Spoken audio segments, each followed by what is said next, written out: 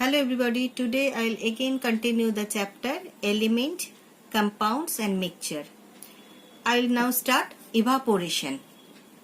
Principle of evaporation. It is based on evaporation of liquid components from solid liquid mixture.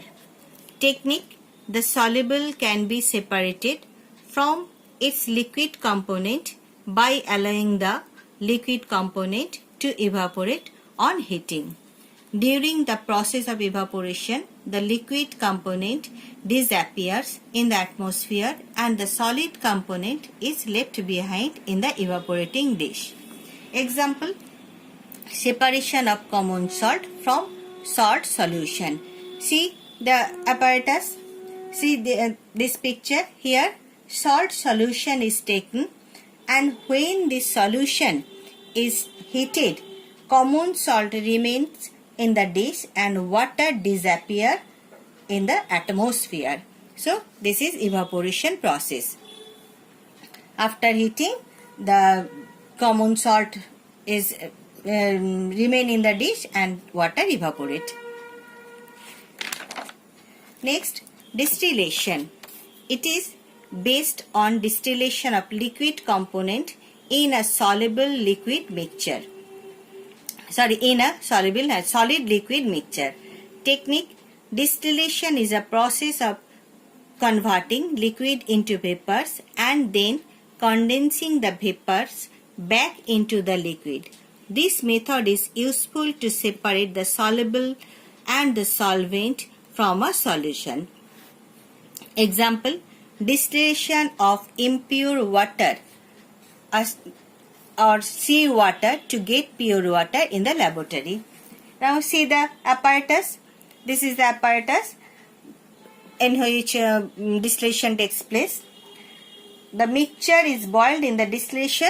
Here the mixture is boiled in the distillation flux. The vapor coming out condense while passing through a Liebig's condenser, in which they are cooled by water circulating in outer jacket. See this outer jacket. The pure liquid is collected in the reservoir. The soluble or the insoluble sand or chalk remains in the distillation flux. So this is distillation process. Now separation of two immiscible liquids by separating funnel. Principle. It is based on the difference in densities of two immiscible liquids like kerosene oil and water. Technique. Pour the mixture of kerosene oil and water in a separating funnel. Keep it undisturbed for some time so that separate layers of oil and water are formed. During the separation, more dense liquid forms the lower layer and the one which is less dense forms the upper layer. Now open the stopcock of the separating funnel and pour out the lower layer of water carefully. Close the stopcock of the separating funnel as oil reaches the stopcock. For example, separation of kerosene oil and water. Now see the apparatus. The apparatus is set up as shown in the figure. The mixture of kerosene oil and water is poured in the separating funnel and kept it undisturbed for some time. Separate layer of water is lower layer and oil upper layer are formed as water is denser than oil. Then stopcock is opened and pour out the lower layer. Then stopcock is closed. Water is obtained in a conical flux through the separating funnel and oil left behind in the separating funnel. Next, chromatography. Now I will discuss about chromatography, the process of separating different components of a mixture by passing it through a medium in which the components move at defined rates is called chromatography. The principle on which the process of chromatography is based, as it defines in the rates of absorption of various components of a mixture on the surface of a suitable absorbent. Now see the picture. This is paper chromatography. Paper chromatography is considered to be the simplest type of chromatography.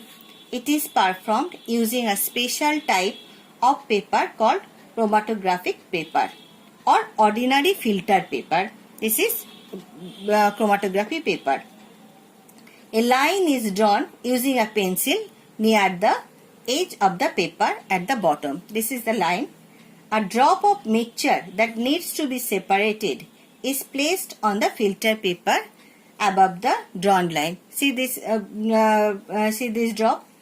The paper is then dipped in the beaker containing the solvent such that the line drawn on the paper is above the level of the solvent. In this process, the solvent acts as a mobile phase, whereas the filter paper acts as a stationary phase. The solvent carries along with it the drop of mixture that contains various components as it rises on the paper. The more soluble components of the drop rises faster, followed by the other components depending on the rate of absorption. We observe various spots on the filter paper that indicate defined components of a mixture.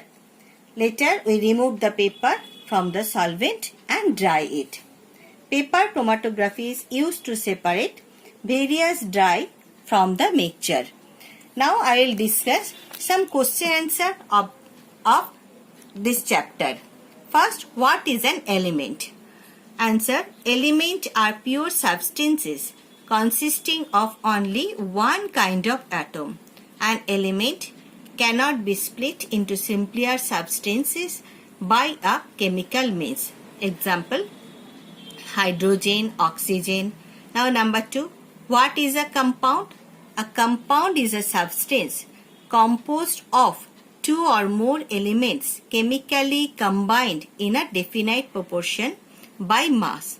A compound can be split into simpler substances by a chemical means. Example: water, carbon dioxide. Next, number 3, what is a mixture? A substance that consists of two or more pure substances such as elements, compounds or both that retain their individual properties is known as mixture. Example: air is a mixture of defined gases such as nitrogen, oxygen, carbon dioxide and other gases. Number 4, does a compound contain only one type of atoms? Answer: no, a compound does not contain only one type of atoms. Compounds consist of two or more elements joined by means of chemical bonds.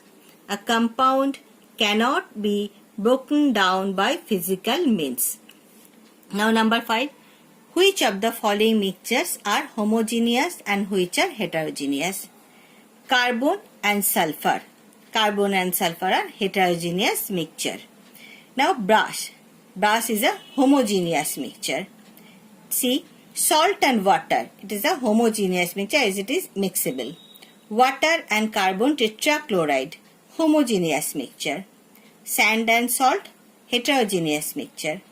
Oil and water and oil. Heterogeneous mixture as they are immiscible. So this is for today. Thank you.